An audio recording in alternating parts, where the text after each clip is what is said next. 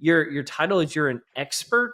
So you're not an analyst, you're not a principal, you're not a like whatever the titles are nowadays. You get the title of expert. How do you come into being the title of an expert? Well, You have been consistently publishing top tier stuff for quite some time, and I've been a fan for quite some time. So, can we talk about like maybe before we go into like kind of some of the work that you're doing at Sanofi, which I would love to get into, what what was the motivation to start sharing publicly the information that you put out there? Because I mean, we're going to get into it more in the conversation, but like, what's the motivation there, or why do you do it? yeah. So as a proper psychologist, I would say that it's multifactorial. What is the most important advanced method or statistical technique that's being underutilized in people analytics? What's a use case you can see for using it, and why are others overlooking it? Wow.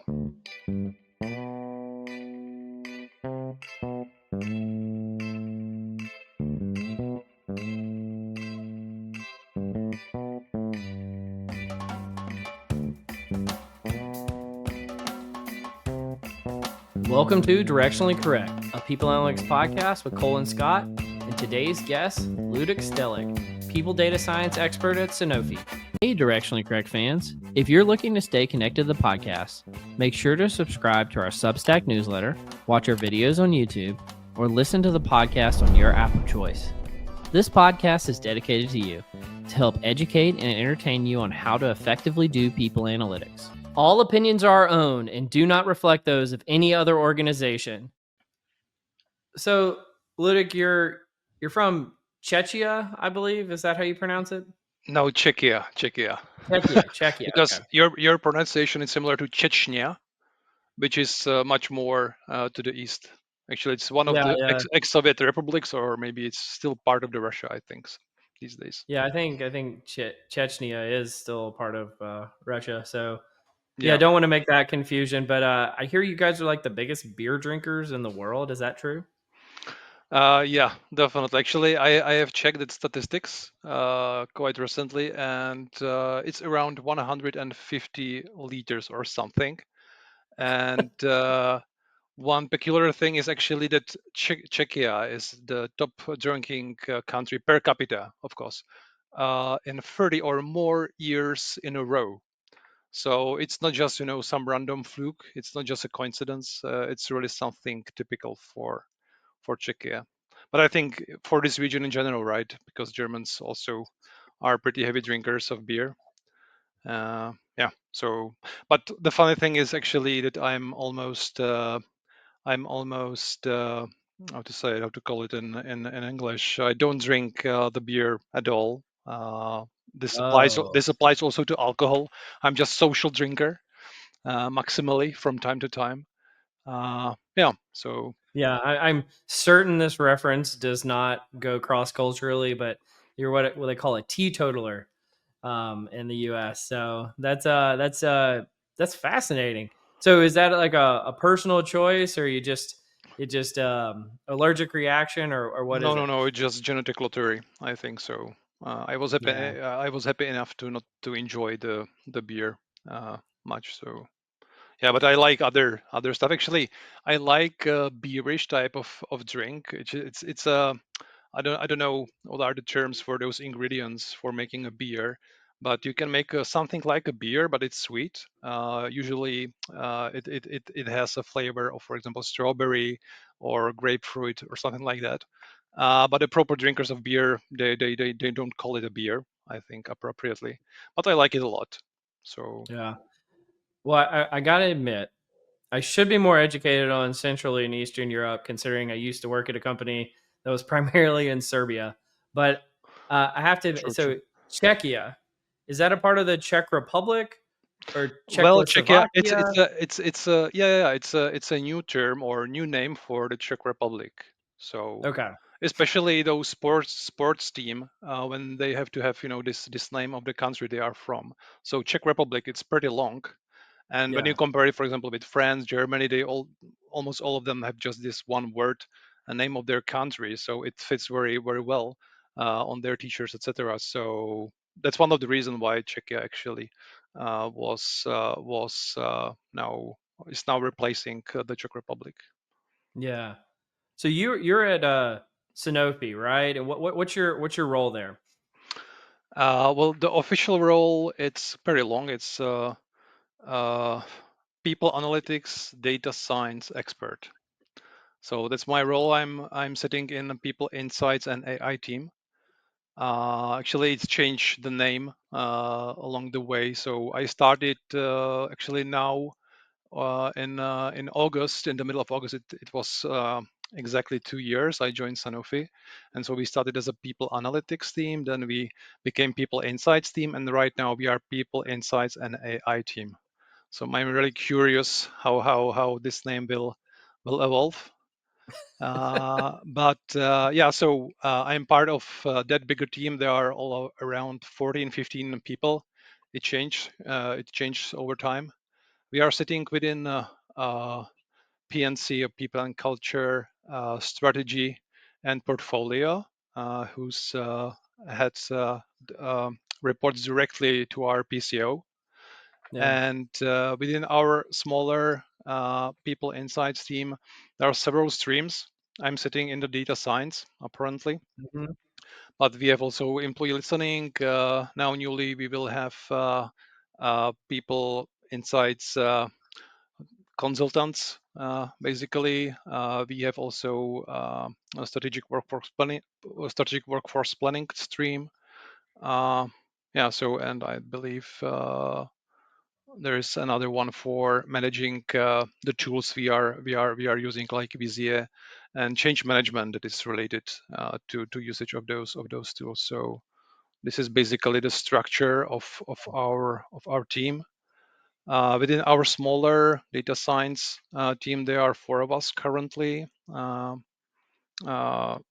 three FTEs and one intern, and yeah, that's basically how we are structured. We are one global team. Yeah. So I assume that they're based all. Not everybody is in Czechia, so I'm assuming they're all over the place, right? Yeah, exactly. We are Okay. global team. So actually, in Excellent. Czechia, there is no other colleague of mine from my team. People are They're headquartered in France, though, right? yeah, but we are worldwide. So Yeah, I worldwide. I Yeah. I have colleagues in Canada, in US, in Hungary, in Germany, and in Yeah. France as well. Well, I have to say, I've been a fan of the team at Sanofi. You guys are a powerhouse. I don't want to name any names out there, but you've got a few people there that I just think are fantastic, and some alumni as well that I also think are amazing. So I wanted to be very complimentary of the team at Sanofi. But I want to come back. You said your title is you're an expert. So you're not an analyst, you're not a principal, you're not a like whatever the titles are nowadays. You get the title of expert. How do you come into being the title of an expert? Well, this is not something I would invented. It was the title of the job I applied for, and actually, uh, in retrospective, it fits very well, because that's actually, I'm now thinking a lot about what should be my next career steps.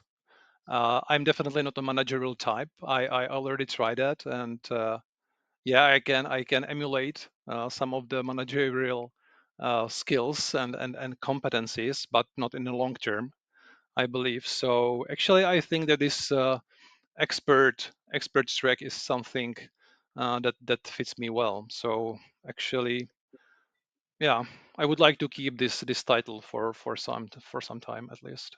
Oh, it definitely fits. I think, and again, I'm not trying to inflate your ego or anything here. I think you might be the most brilliant person in technically in communicating advanced people analytics topics globally. And I mean, in all sincerity, like one of the when I get feedback about the podcast, which isn't that often, but a lot of times it'll be from junior people and saying we want to hear more from people who are doing the work. And the trade off for me in the position that I'm in is most of the junior people either A, aren't allowed to talk in this type of format, or B, they're just nervous and don't want to do it. But I see somebody like you, Ludic, like you have been consistently publishing top tier stuff for quite some time, and I've been a fan for quite some time. So, can we talk about like maybe before we go into like kind of some of the work that you're doing at Sanofi, which I would love to get into, what what was the motivation to start sharing publicly the information that you put out there? Because I mean, we're going to get into it more in the conversation, but like, what's the motivation there? Or why do you do it? Yeah, so as a proper psychologist, I would say that it's multifactorial. Yeah, So actually, I first of expected nothing less in the answer yeah, from yeah, you yeah, that it was yeah, going to be multifactorial. Thank you. multifactorial, yeah, yeah, yeah. And it depends, right? Also, so actually, it's funny thing is it over funny. It started from very pragmatic reasons because before Sanofi, I was working at Time is Limited, Prague-based startup, something like Worklytics. I hope Yeah. that I can say names of the companies, right? That Yeah, are I mean, okay. that's according to the agreements you've got with them. I mean, you can say whatever you want, I think. Yeah, true. So I was working at Time is Limited, and before that in Deloitte, where I was responsible for people analytics services in Central and Eastern Europe. And yeah, so I was asked to put and write and publish some content marketing stuff. So I started to write about people analytics in a way that would be, a little bit technical, but still digestible also for people that are decision makers, that are from HR and don't have very deep technical knowledge. So that's how it started. I found out that I like it. Yeah. And especially at Time is Limited, where it was at the time relatively completely new thing. We were doing this uh, network analysis and processing, collaboration, metadata, this kind of stuff. So there was a lot of stuff to write about, new stuff. Uh, yeah, so that's one factor or one reason why I'm writing these days. Second one, definitely, I would like to reciprocity. Simply speaking, Yeah. I want to give back what I got and still getting from other people. Uh, it's also partially a selfish thing because I don't only post about the stuff, yeah, stuff about I'm doing, but I still thinking how to do it differently. So I actually get pretty good feedback, inspiration, ideas how to do things differently. So it's kind of prompting the public space, and I'm getting very good ideas and inspiration. And also, yeah, I also like because again, many people don't know that a large part of my career I was partially academic. So let's say 25% of my time I was working at the Charles University here in Prague, Department of Psychology, um, with a focus on cognitive psychology. So I'm not IO psychologist, so I'm cognitive psychologist by training, but with big love to mathematics, statistics. So that's why I ended in this field, I think. And so I like to pass on the knowledge. I like the teaching part of this job, but at the very same time, I'm pretty strong introvert. So this social part of the job, I didn't always enjoy a lot. So actually, this way of passing on the knowledge is more comfortable for me. So and I enjoy it, and yeah. Well, I want you guys to know who are listening right now how much arm twisting it took for me to get Ludek to come on here. I have been trying for so long to get Ludek. I mean, we've cited your articles more than anyone else on the podcast. Maybe Scott Rada, and he's a previous guest as well, who's doing the work. Also, just publishes excellent content. But Luke, I'm really grateful that you're willing to talk because I know that it can be challenging with everything that's going on. And sometimes even companies, they don't really like it when you publish externally if you're doing this type of stuff. So want to give Sanofi credit for allowing you to do what they're doing as well. It's really great. But I want to come back to something you were saying about being an academic. So, were you an academic while you were also working at the same time? Because you said, so how does that work? In if other people are interested in doing that kind of thing, how do you partner with universities to do that? Do you think it's mutually beneficial for the university and the organization in that arrangement? Just talk about what that looks like, because I don't see that happening very often. Yeah, definitely. It's very. I think it's useful for both sides because in academia you have this space to explore new stuff that you cannot see that will be useful for some practical use cases. So you can freely explore. Actually, that's also one of the reasons why I'm writing this stuff, because it gives me an opportunity and also excuse to spend some time on learning and exploring new stuff. And also vice versa, because when you are teaching the students the stuff, then you can tell them, how these relatively abstract things can be actually useful in practice, because you know it from your own practice. So from this perspective, it was very beneficial in both ways. At the very same time, it was difficult to combine it, especially when I found my wife, and we had a family. Then from the time, it was very tough to yeah, coordinate it. I must say that you have to devote more than officially. Okay, it was 25% versus 75 or 80%, but actually you have to devote to it much more time. So there were no weekends or only partial weekends. Also during the summer holidays. Uh, yeah, so it was not feasible in the long term. So actually, it's already 8 years I left academia, and now Okay. I'm fully only in a business. But retrospectively, I would not change it. It was really I think enriching, and it gives you yeah, I think unique perspective, that you are well oriented in those are the arcane technical details of various methods, Yeah. but at the same time, you are pushed by the business to use this Yeah. stuff in a reasonable way, and to make some uh, simplifications that make it Yeah. digestible. So I would recommend it for young people who don't have so many Yeah.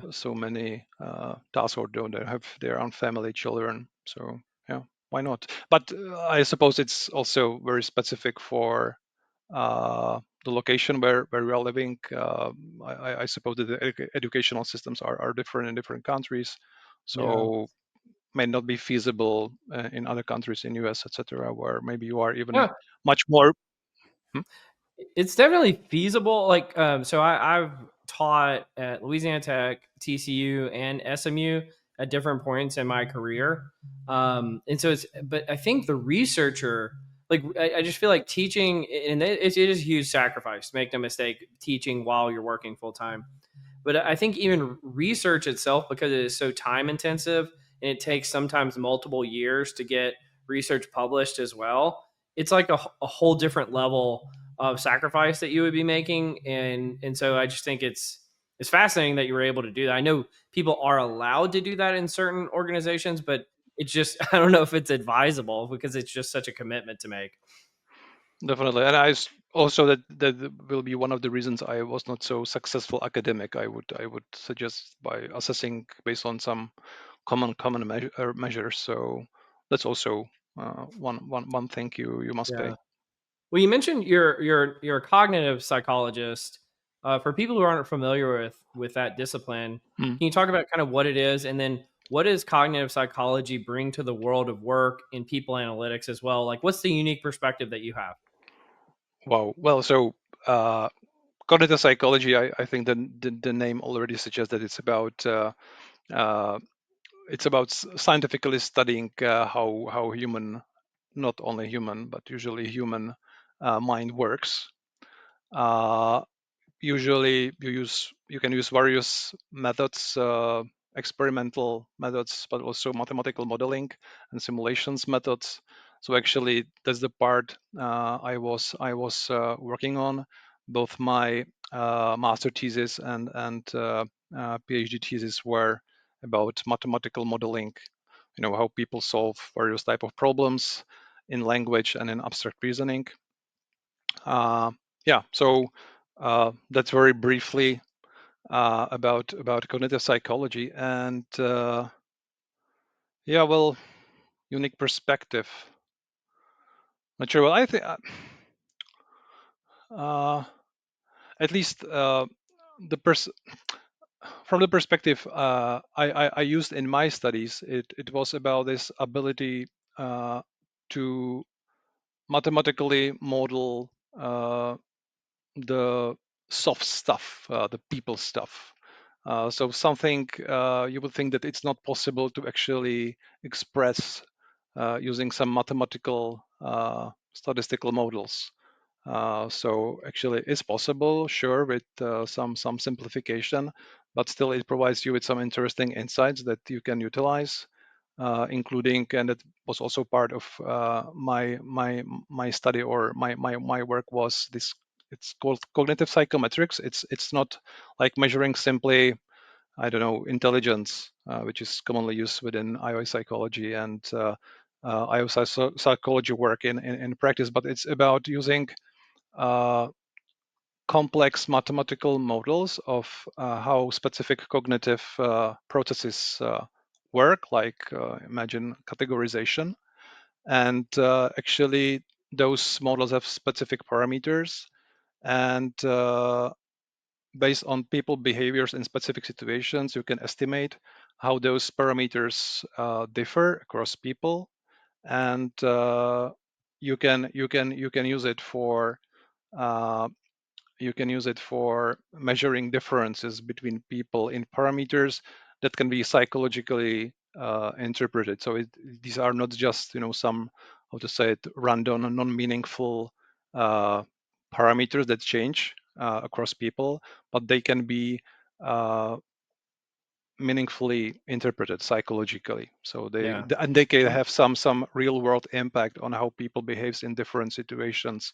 Yeah. Like for example, if they can, I don't know, if they perceive properly their body shape, and so their eating behavior that is related to that. So yeah, I think that this modeling part is very useful also for people analytics work, where you are also applying Yeah. mathematical models on some people processes or company or corporate processes. So Well, let's dig into that. So, what are some examples of like what you're working on at Sanofi where you're able, I'm just making an assumption, you're able to apply some mathematical models or analytics to tackling organizational problems? Like, what are some examples of that? And can you talk about it at all?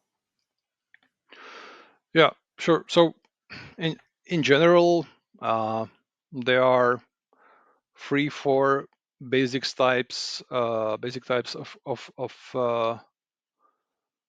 problems we are Yeah. working on, and now I'm talking rather about the data science stream Yeah. of our team, because the broader team, they are working on more things. We are only uh, touching. We only want to hear about the cool stuff you're doing, Ludic. You don't have to talk about everybody else. Okay.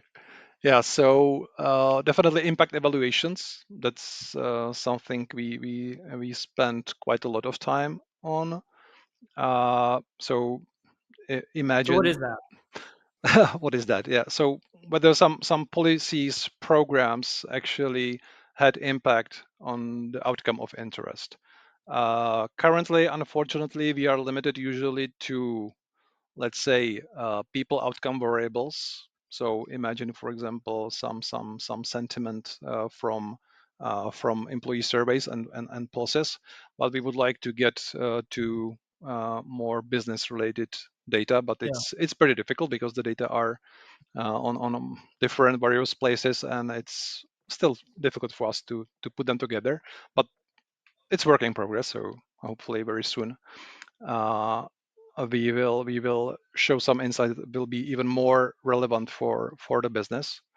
Uh, Regarding specific examples of those impact evaluations, what I could share.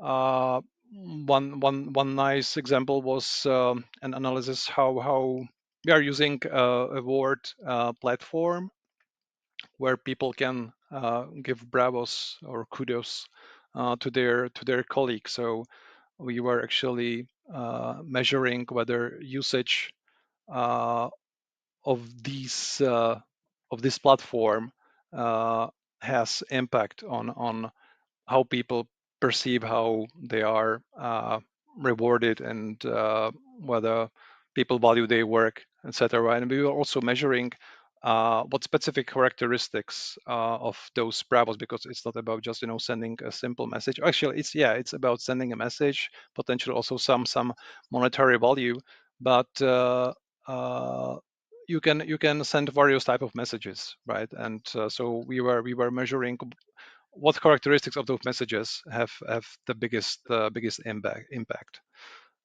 So that was potentially useful a project and insight, because this in our service it's relatively frequently reported that this recognition is very important for good employee experience at our company. So supporting this part of employee experience by this research can have impact itself. So So how do you do that, Ludek? I can't invite an expert on here and then they not talk about how much expertise they have on these things. So how do you do all that? yeah, so in this specific case, we were using basically simple regression adjustment. Mm-hmm. So we were taking into account various things that could actually influence both whether people will give the Bravo and how they will feel about the employee experience, and especially recognition part of that. And so that was this type of analysis we used. Besides that, we are also relying when trying to evaluate the impact. So then we are also using the principle of those staggered rollouts.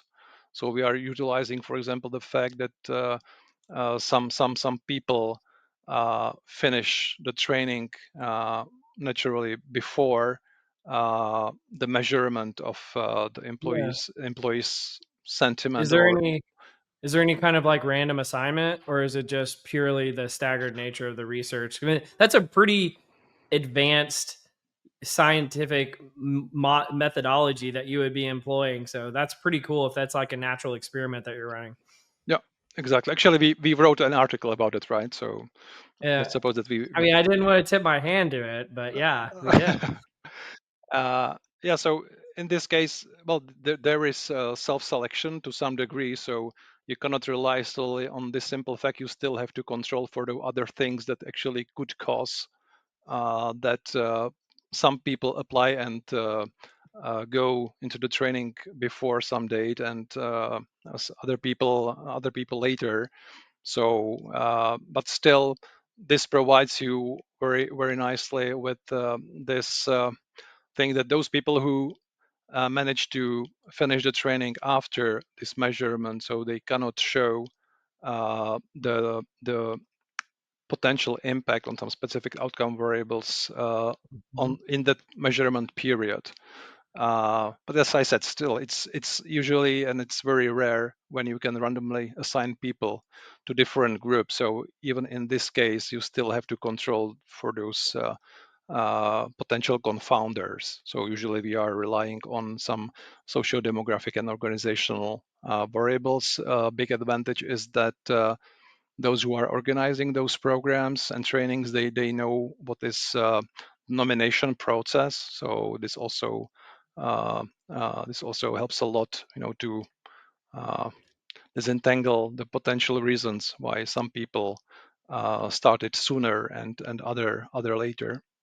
Uh, Another very useful situation from this perspective is uh, how to call it, waiting kind of a waiting list. Yeah. So, for example, when measuring the impact of gigs, uh, people can participate in. So there first you have to show the interest, right, into being in some working within some gig, and then you have to wait some time before actually some gig will occur that will fit your needs, your requirements. So this pretty naturally creates these two comparison groups where um, we have people who groups from we have people from two groups, and in both groups people showed an interest in participating on a gig, but only part of them were allowed to because of simple opportunity occurred or not. So that was another very nice situation configuration that allow us to estimate whether simple participation on a gig uh, would improve your satisfaction with the career opportunities at the company, whether it will boost your career, whether you will make a bold move or not. So that's another thing and great opportunity. I think that companies in many companies occurs. Yeah, and besides that, there are some other fancy tools now relying more on machine learning, like double machine learning, but basically just more fancier version of regression control. But also we are Yeah. experimenting with these, and a big actually for me as a psychologist, and I believe it's quite common also for others.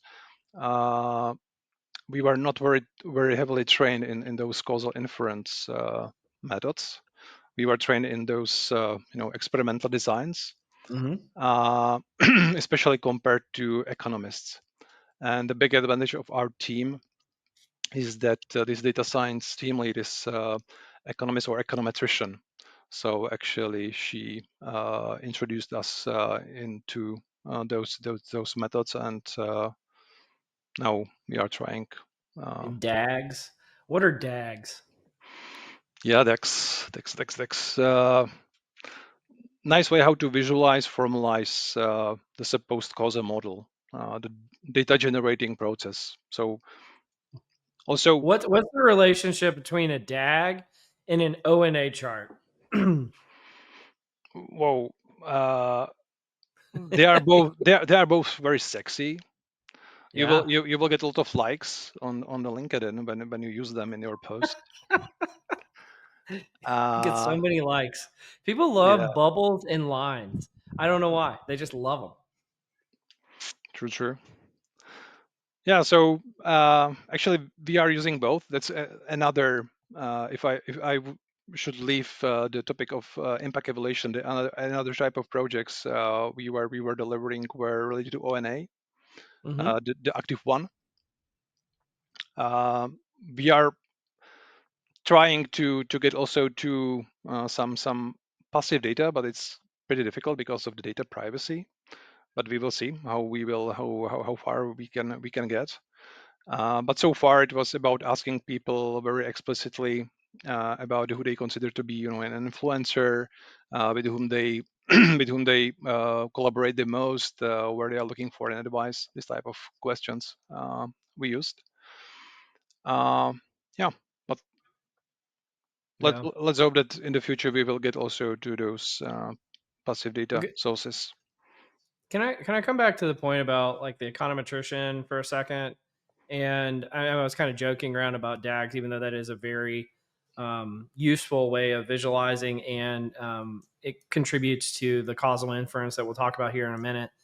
Um, is it like, I'll be honest, so one of the reasons why I felt like psychology didn't focus on causal methods was because it was considered like sort of heretical to do causal based research, and we always just kind of believe that you base kind of systemic ways of showing multiple viewpoints on the same data, convergent, discriminant, nomenological, different types of validity in these situations, but you never really said A caused B.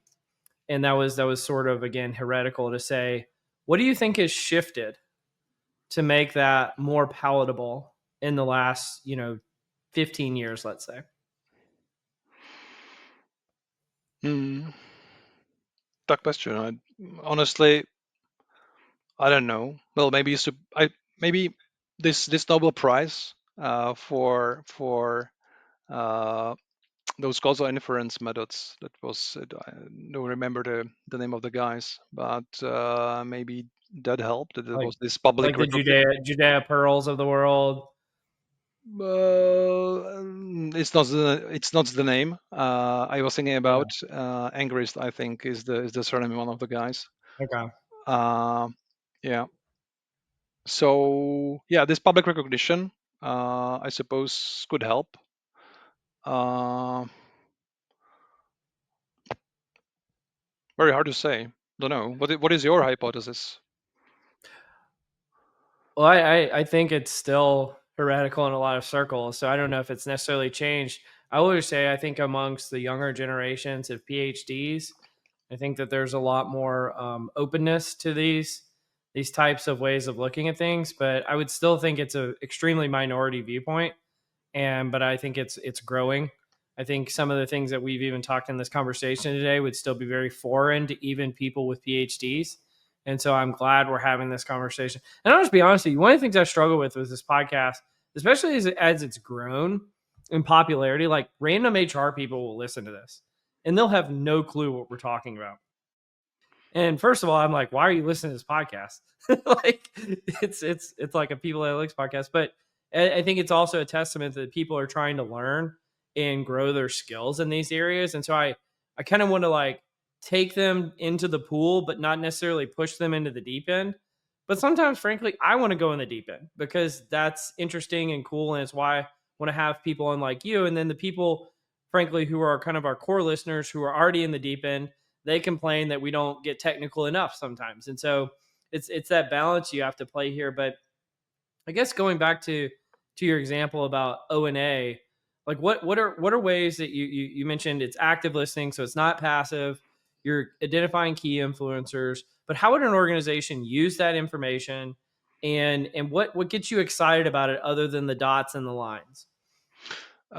Yeah, well, the use case in our case was very very simple. So we were interested really in those potential influencers, people who are very well connected within the network and who can uh, connect disparate parts of the network. So those brokers or the bridges. This terminology is pretty often used in this context, and the stakeholders they wanted to know who those people are for change management initiatives, as I suppose it applies to many companies. There is one transformation project after another, and people quite often complain that they are not well informed. They don't understand why this stuff is happening. So one of the way how to improve that is that you inform very well uh, some selected people, and they can then spread this information further. So in I think in yeah, we were running this type of analysis 3 times so far, and this was always the use case or the purpose of the project, just in different parts of the organization. Yeah. So it was simple as that. Nothing very complex from this perspective. What about I know one of the things that you told me in preparation is you guys are working with skills and trying to become a skill-based organization, and I think you're doing some pretty sophisticated work in that space. Can you talk about it at all? Uh, well, maybe it was a kind of misunderstanding. I don't consider it to be Okay. very very sophisticated. Actually, in this case we I'll were let you be humble about this and not exhibit your humility. I'm sure there are countless organizations that would be impressed by what you're doing. So continue. well. Caveat, caveat, caveat. Well, in this specific case, what we needed to do is to map new skills from new skills taxonomy on Hmm. existing job profiles. But those job profiles were wrongly assigned to people, so there was a lot of noise. So what we did, that we use pretty basic, I think, NLP techniques, so natural language processing techniques, now including the large language models, to make this assignment of those job profiles and job families, job groups properly, with some human oversight.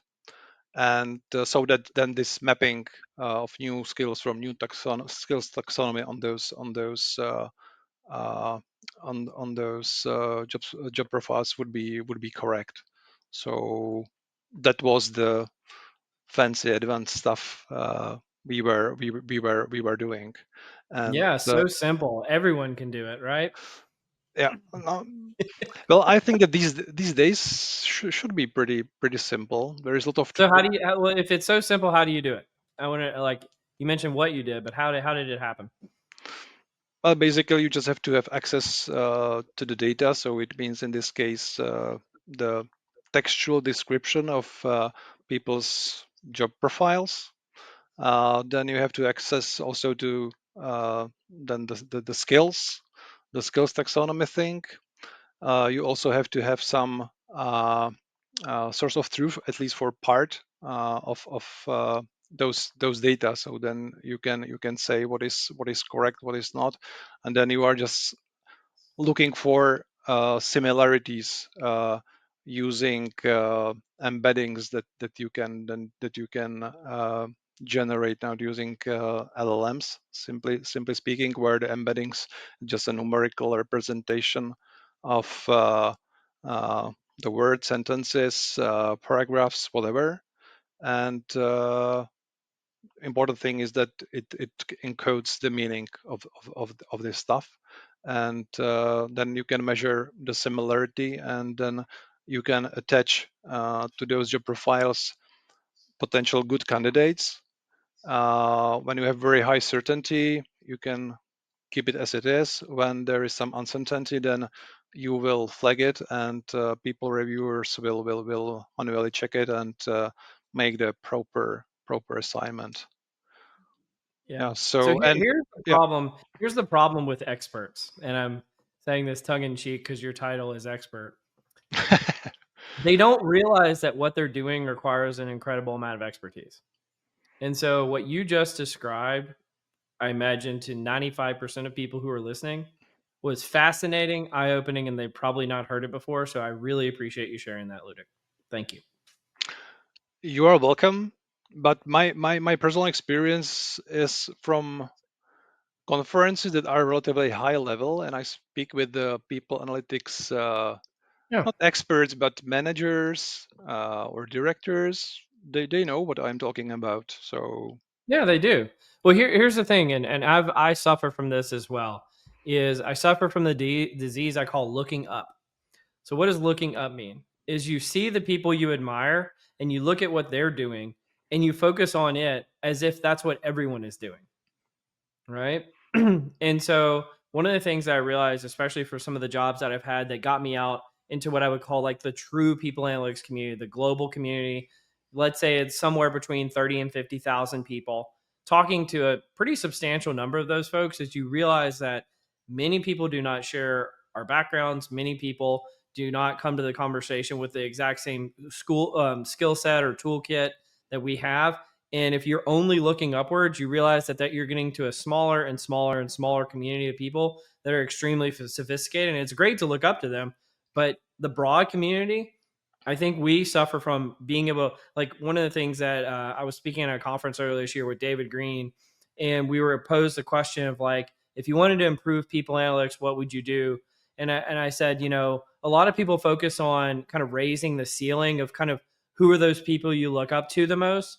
I focus more on raising the floor of let's build out the entire community and their skill set. And so I want to be extremely complimentary to you today about some of the things that you share because I think they'll help contribute to raising the floor rather than just looking upwards. What do you think about that? Uh, yeah, makes sense. Well, it's a well-known psychological phenomenon, right? I think it's called curse of knowledge. Yeah. And yeah, but the idea you had sounds very reasonable and Yeah. doable, I believe. All right. Well, you ready? You want to do some Cole's Corner? Yeah, I don't remember what is it, but yeah, let's Well, you'll let's remember go on it. shortly. Welcome to Cole's Corner. All right. First question for you I got in rapid fire. What is the best Eastern European country and why? This question always fails. I try to like different variations of it. No one likes it. I'm going to keep doing it until it works. All right. What is the best Eastern European country and why? Yeah, Eastern European country. So it's good that I have to say Czech Republic because or Czechia because Czechia is Central European country. That's So why I I can said Eastern. I got it yeah. So technicality. then probably Slovakia. I have to say Slovakia because in the past we were one country. So Slovakia, and now why? Well, this is one of the reasons that we have very close relationships. Hmm. Very nice So what country, mountains. People are very nice. Very how to say it. I don't have the proper words, but you feel very well with them. At least with majority of them, I know from that country. I have several friends. I can say 3, 4 friends from that country. So that's also contributed, I think, to this choice. So Slovakia. Fantastic. I love that answer. Thank you for sharing that, Ludek. Next question I've got for you is what's the place you've never been to that you'd most like to go and why? Wow. Well, maybe because I'm speaking with you as an American, I maybe Grand Canyon. Uh, Okay. I like that. Definitely, I saw a lot of photos. I saw it in several movies, and yeah, and given my introverted demeanor, I think that it would fit very well to my temperament. Yeah, so Yeah. Just let's a choose that one. deep, dark void of nothingness that would appeal to the introverts. I love the answer. All And right. also, I very like watching the sky. So I suppose that you have to have very nice, I mean, night sky, watching the stars. So I love it. That's a great answer. Why do you do what you do, Ludic? mm, I was born that way. I think the long chain of causes and effects, and yeah, it's simple as That that. is such a cerebral answer. All right. I'll let you get away with it. I got one big question for you. What is the most important advanced method or statistical technique that's being underutilized in people analytics? What's a use case you can see for using it, and why are others overlooking it? Wow. Uh, thinking, thinking. Well, actually, recently I've published a post about the basket analysis, which is Okay, tell us definitely about it. which is definitely underutilized in people analytics. But at the very same time, I don't think it's a very useful method. For my whole career, I found only one use case where I found it useful. Is it benefits? No, no, no. It was about finding combinations of uh, communication styles. I think it was the stuff I was working on. Okay. Yeah. Mm, mm, mm, mm, mm. But this could be a candidate, but not very good one, not strong one. Still thinking. I'm gonna let you Uh, sit with it. what would be your tip or your suggestion on that? Well, I think we're going to talk about it here in a second in terms of our article with causal inference, but I think it's a lot of the methods that are described in there.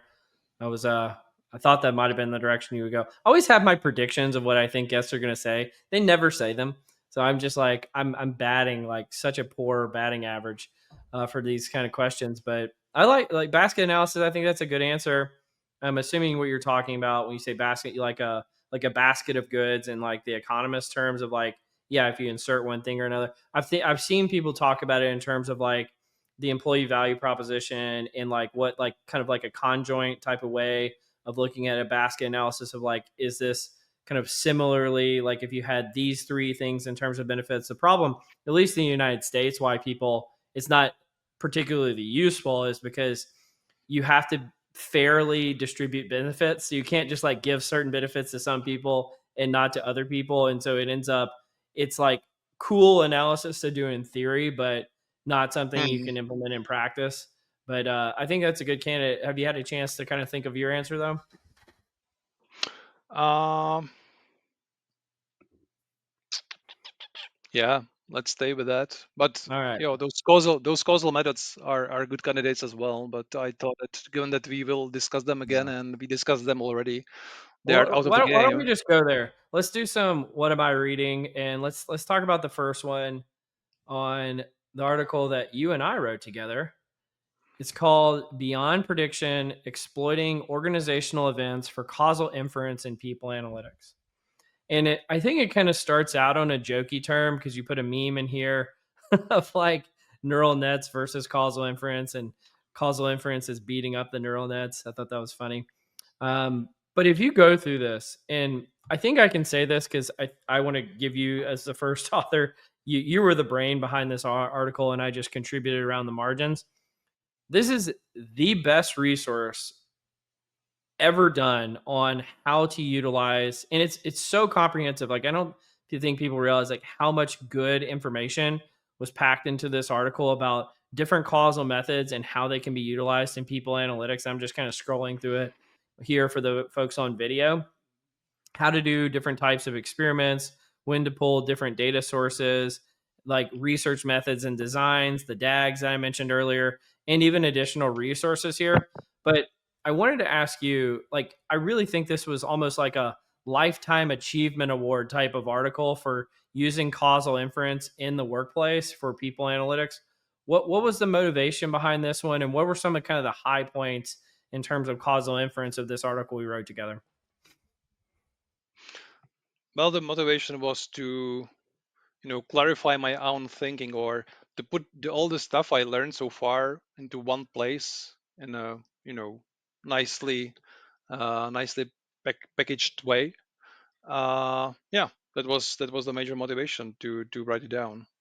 And actually, we were talking about some other topics, right? But this one resonated the most, maybe also because you think that it's very important but still underutilized methodology in people analytics space. uh, yeah, but for me it was very good opportunity for really to put the stuff into one place, so actually you can then reference it not only to other people but also to myself, because still, despite the fact that those impact analysis or evaluation projects are pretty are one of the most common projects we are working on, it's still not our daily work, so you easily forget the stuff. So yeah, it's a good thing you can get back to and learn the stuff again. So Absolutely. yeah, it's like sorry. No, finish what you're saying. Yeah, it's like writing a good comment to your code.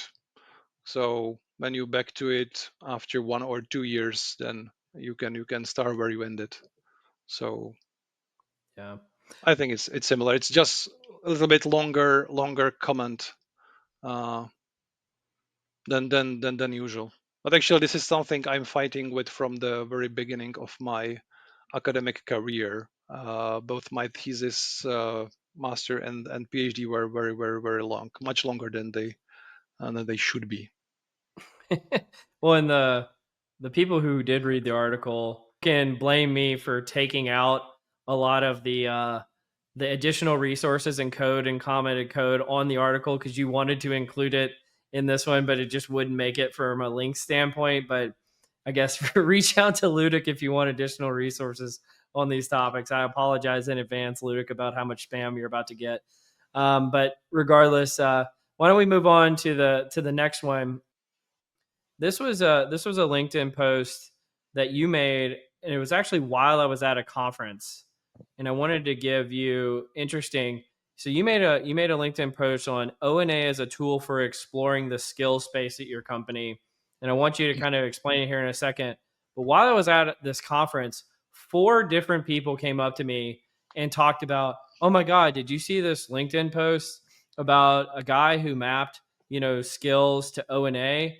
This was so interesting and unique. And so I wanted to give you credit for that because this one clearly made an impact in your hypothesis earlier about dots and lines really compelling people with likes on LinkedIn is true. But this one really was interesting. And so maybe you could explain it to folks, like how can you use O&A in the skill space?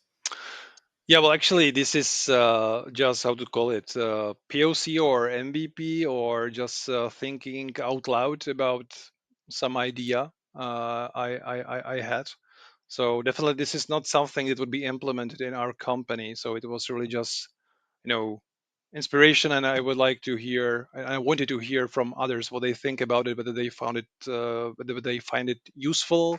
Maybe they already use it. I remember from some of the comments that they mentioned that some of those skills taxonomy providers and vendors that actually have something like that available within their tool. Uh, but the idea was to find how individual skills are connected within the company based on what skills people have in their profiles. So actually, you would use this information as the consumer, the employee. You would see if now I'm in possession of those skills.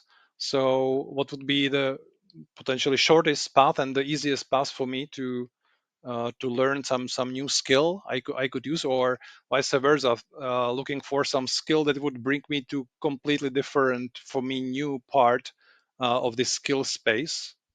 So if I would like to make a change in my career, bigger one, so I could try to find a way that would be more simple for me possible, or the shortest one, despite it will be bringing me somewhere completely on some completely different place than where I am right now. Still, there is one shortest path, and I can get at least some inspiration. What new skills I should try to acquire first to get as fast as possible to those new parts of this skill space. So that was, yeah, as I said, this is kind of, I mentioned that as one reason why I'm writing those posts, because I can get very very quickly feedback. People write to me into the comments or via direct messages, and very often they have very good comments and ideas and suggestions how to improve it, or what are the problems, issues I didn't think about and I should think about. So yeah, that was the idea, and I'm yeah, I know that it had pretty big engagement, but I didn't know that people were discussing that during some conference. It was very Yeah. surprised for Well, me. I pulled it up on my screen so those who are watching on video can see it. You called it, I know this is a proof of concept, but it called it Ego Network for Data Visualization as a Skill. So you show data visualization in kind of the middle of this O&A chart and all the connected and interconnected skills that are related to it. And one of the things that you see is data visualization is connected to people analytics via storytelling as a skill, which I thought was interesting. But the other part that I found interesting is actually the data algorithms, AI, coding, Python was actually on the left hand side. So it's interconnected, kind of disparate from people analytics, human resource metrics, data reporting, and data literacy, which were on the right hand side. And I typically associate those two things together. But actually, from some of the research that I've done, as I've seen that there's a, let's call it an underabundance of technically sophisticated AI native people in people analytics. And so I think what you've unearthed here is that they're actually in kind of disparate camps right now. Is like maybe if you put it kind of like advanced versus more basic people analytics, that there's actually an advanced camp on the left side and a more basic on the right hand side. And I think this is one thing, one of the reasons why I want to have people like you on the podcast is to talk about how do we bridge this gap between kind of the more advanced topics and the basic topics. So I think this was not just a cool chart, but it actually unearths kind of some interesting data in the skill space that we need to be aware of. Yeah, makes sense actually. Yeah, as you described the chart, and I realized that I read something similar or the very same information from your book. So by the way, big Yeah, I congratulations think to it's your probably for me. to your. I'm well pretty close to the end of the book. So Oh, very thank you. nice job, very nice job. Oh, look, a free endorsement. Well, thank you for that, Ludic. All right, let's hit on the last one, which I feel like this one is insightful, and it's a new look at something that is over talked about, which is kind of predicting turnover and stay intentions. But you kind of took a new angle on of talk versus walk. So predictors of staying intentions versus actual quitting behaviors, and you were able to plot the staying intentions versus actual resignations and showing how there were different beta coefficients that were comparable, overestimated, and underestimated in the relationship to these quitting. You want to explain this one and talk about why it's kind of neat and breaks new ground? Uh, yeah. So uh, if I remember it correctly, it's again some time ago. I wrote about and I ran the analysis, but yeah, well, I think I wrote about it in the post itself that I read some social psychology uh, book. Richard LaPierre, Yeah, 1934 study. exactly. Yep. By the way, I'm very bad on names, so I don't remember the names of sometimes even of my colleagues. So yeah, but by the way, or anyway, in this case, yeah, the the conflict or no conflict, but difference between what people say they will do and what they do in the end intrigued me, Yeah. or I started to think about whether something similar we can find in the people analytics space or organizational life. And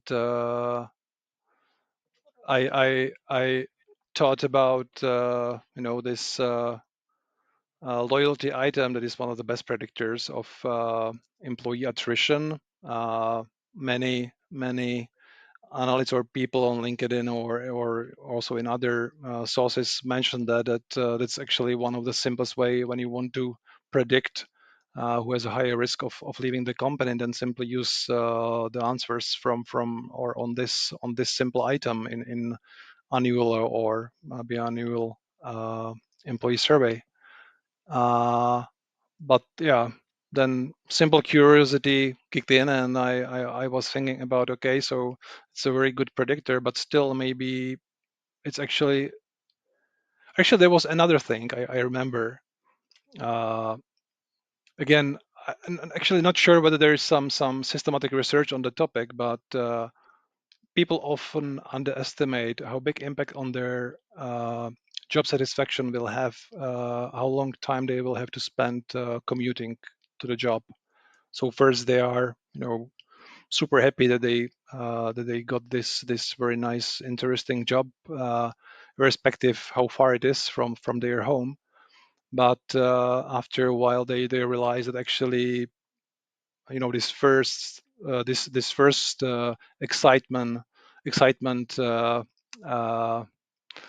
uh, diminishes or is not there, and then this fact that you have spent so much time on commuting to the work, it will cause that you will in the end leave the job. Actually, this was something I experienced myself with one of my previous jobs. Uh, so this thing prompted me to let's give it a try, and let's try to use data but they will confirm that there are actually differences between what people consider important for staying when they are in a situation when they are still within the company and when they actually or in the end left. So Yeah. what Well, I think you've hit on an important point, which I know economists and political scientists talk about this, which is the difference between stated perceptions or beliefs and revealed perceptions or beliefs, right?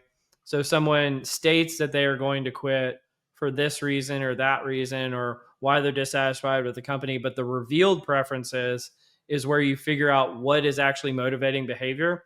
And I think the education for in the people analytics space is organizations sometimes over-index, especially using surveys, to stated preferences, and they're not indexing to what's really the drivers of behavior, which would be those revealed preferences. And so I think that this you've elucidated an example of how that plays a role with stay intentions and actual quitting behaviors. And so I yeah. love this type of education and how it's contributing to the field. But Ludek, this has been fantastic having you on today, man. I'm so thrilled that you're here. Thank you, and thank you for very nicely picking the main message of this post. I would not do it Yeah. better. I'm like a walking LLM. Um, I'm just summarizing the email. Did you mean to say this?